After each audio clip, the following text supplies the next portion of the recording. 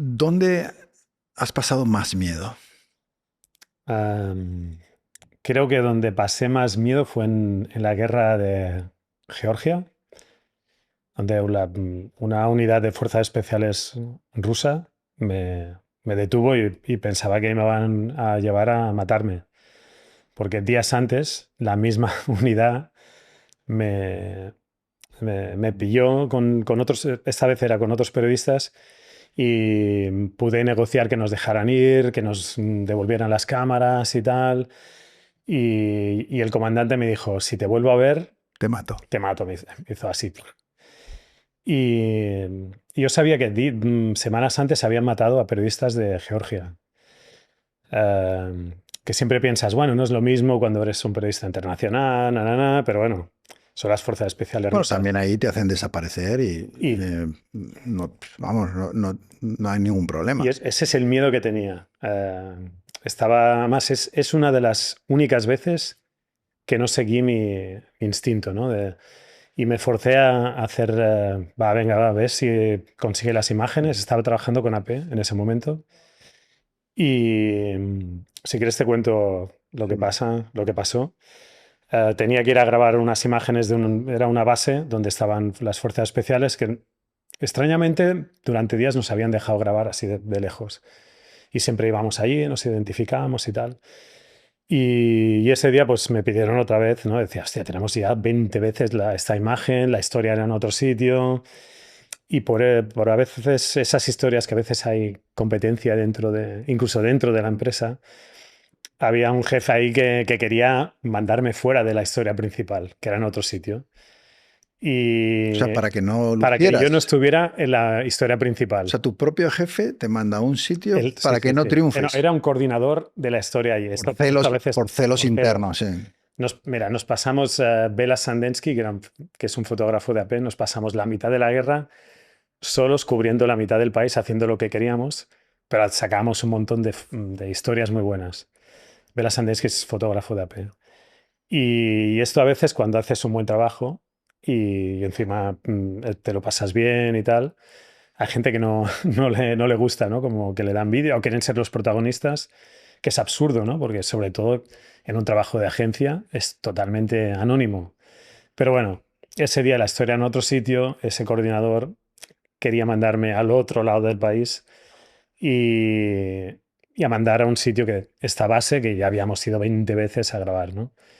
Y me acuerdo que iba en camino, que iba con el conductor, Dato se llamaba, y tenía un mal presentimiento, ¿no? Y incluso hubo un momento que dije, mira, ¿sabes qué? Te paras a tomar un café, Te eh, lo piensas. piensas y les dices, mira, como pasaba casi cada día, hemos llegado, los soldados nos han apuntado, nos han dicho que nos fuéramos. Y no sé por qué dije, bueno, va, hazlo rápido y vuelve y ya está. Pero tenía ese mal presentimiento, ¿no? Y siempre que tengo ese mal presentimiento, Pasa algo malo.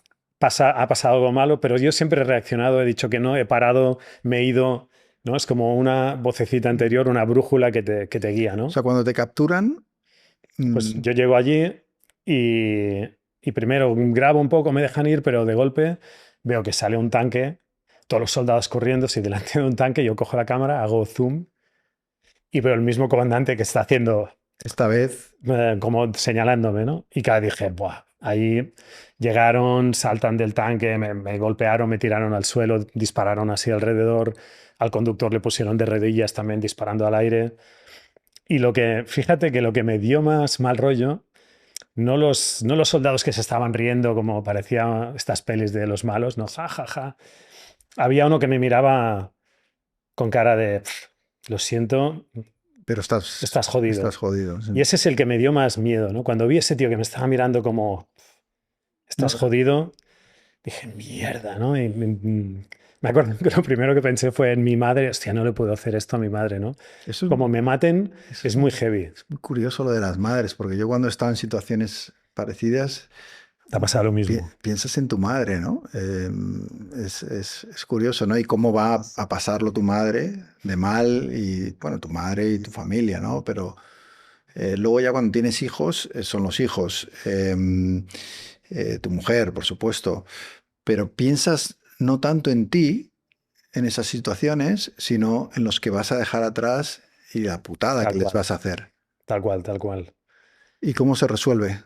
Me, yo me acuerdo que después nos metieron dentro del tanque, empezaron a conducir y yo es como que casi sentía el suelo pensando, porque pensaba que nos iban a llevar a un bosque a Y un pegarnos un tiro tiro. y te hacen un hoyo y te has desaparecido. Y Claro. había una ventanita, un agujerito que veía las líneas, los cables eléctricos, ¿no? Y decía, bueno, mientras vea el cable es que no nos sacan no nos llevan a un campo a pegarnos un tiro. Y resumiendo la historia, al final nos llevaron a una base, empezaron a negociar qué hacían con nosotros. Tuvo gracia porque uno de los comandantes de las fuerzas especiales me viene y dice, ¿Do you speak English? ¿No? ¿Tú hablas inglés? Digo, yes. Tío dijo, fuck you, ¿no? Jódete, I speak Russian, ¿no? Hablo ruso, ¿no? I am Special Forces, ¿no? Así todo. Y por suerte al final hubo una negociación y nos dejaron ir. Pero me acuerdo que al día siguiente yo ya estaba grabando por allí, ¿no? Y otra vez, y yo pensaba, Claro, pero qué porque idiota, qué hago otra vez por acá? Pero ya, bueno, pero es que se te olvida enseguida porque tienes que seguir haciendo el trabajo y porque te gusta también lo que también, haces, ¿no? también. Y eso te pierde. Pero al final a mí me da la sensación, viendo un poco los compañeros que hemos perdido en el camino, que ni la experiencia ni nada, al final es la mala suerte lo que te acaba pillando muchas veces. Es verdad que la experiencia, saber qué haces, el instinto, hacerle caso, todo esto influye, pero yo tengo la sensación también de que al final estás en el sitio equivocado, en el momento equivocado y te ha tocado, ¿no? Y cuanto más sigues yendo a los sitios, más probabilidades hay de que te toque, ¿no? Yo a veces digo, cuando hay alguien que por desgracia lo matan o le pasa algo, siempre digo, bueno, esta persona ha tenido suerte muchas veces, ¿no? Que dice, Mm. hostia, qué mala suerte ha tenido. Se libró de muchas y Se ha está... librado de muchas y está... A veces también cuando llevas mucho tiempo haciendo este tipo de trabajo pierdes la perspectiva, ¿no? A veces hay momentos que incluso piensas, "Ah, no me va a pasar nada, o me he salvado tantas veces, incluso pierdes la cabeza, ¿no? Lo hablábamos antes de la grabación, ¿no? Como es verdad que no tienes esa unión con la realidad que deberías de tener. Y hablábamos de dos anécdotas que nos han pasado, porque yo sé que tú, después de librarte de una en la que estuviste a punto de morir, te entró la risa floja. Y yo te contaba que en Afganistán viajaba con Ricardo Ortega y un equipo de Antena 3. Y recuerdo que se nos cruzó un cable, ahí los americanos estaban bombardeando y de repente hubo una explosión y el todoterreno se levantó del suelo, volvió a caer, ¡boom! Y nada más caer, nos miramos los que estábamos en el todoterreno y nos empezamos a reír de una manera absurda. Digo, pero claro, luego piensas y dices, pero ¿por qué te estás riendo, no? Y es lo que tú decías de esa sensación extraña de esto es un disparate, ¿dónde estoy? ¿Qué hago aquí? ¿No? Bueno, sobre todo es la reacción esta de si has sobrevivido y no ha pasado nada, nadie está herido, nadie ha muerto, te ríes de, ¡buah, qué suerte que he tenido!, ¿no? Y es como, "Uf, qué suerte que estoy vivo", ¿no? Y cuando es tan extremo el peligro, a veces te ríes, pero como es casi una felicidad de, no estoy muerto, ¿no? Qué suerte he tenido. Y también es lo que dices, acabas normalizando cosas que no son muy normales. O son normales en esa realidad, ¿no? Es otra realidad que también es real, ¿no? Y que hay mucha gente, como periodista, tenemos la suerte que hemos ido y podíamos irnos. Hay gente que no puede irse, ¿no? Tanto los civiles o los soldados que están ahí. Y esto, y por eso siempre me comparo, ¿no? Con esta gente de, bueno, yo siempre puedo volver a mi país. Ese Esta es gente no. el absoluto privilegio del reportero comparado con los que están, ¿no? De hecho, cuando te marchas de alguno de estos sitios, te queda una sensación un poco de les estoy fallando. O sea, yo me estoy yendo y voy a dejar de contar su historia. No sé si tú tienes esa sensación a veces. A mí, sobre todo cuando trabajaba en AP, era el típico que al final los compañeros y jefes decían, bueno, ya, Vete ya y tú no te vete querías ya. Y ir. yo no, que todavía hay esto. Sí. Para de arriesgarte. Me acuerdo en la guerra de Libia que un par de editores en jefe me llaman de Londres y dicen, Raúl, para ya. Para de arriesgarte tanto, no Sí, necesitas pero para hacerlo. entonces has creado también un vínculo con la gente que hace muy difícil que casi te sientes como que les estás traicionando Total, total. cuando te marchas, ¿no? Y creo que eso es peligroso porque te puedes quedar más tiempo del que hace falta y luego te puede pasar algo, ¿no?